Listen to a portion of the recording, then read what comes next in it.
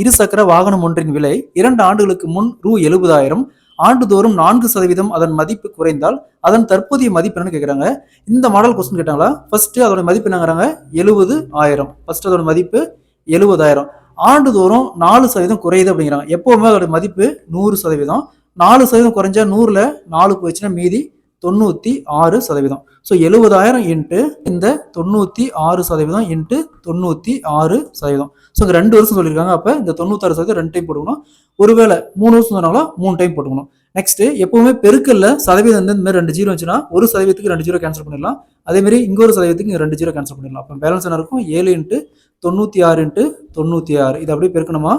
64,512. So அதோட தற்போதைய மதிப்பு பார்த்தோம்னா 64,512. Option B is the correct answer. இதே மாதிரி இந்த சம் பாருங்க.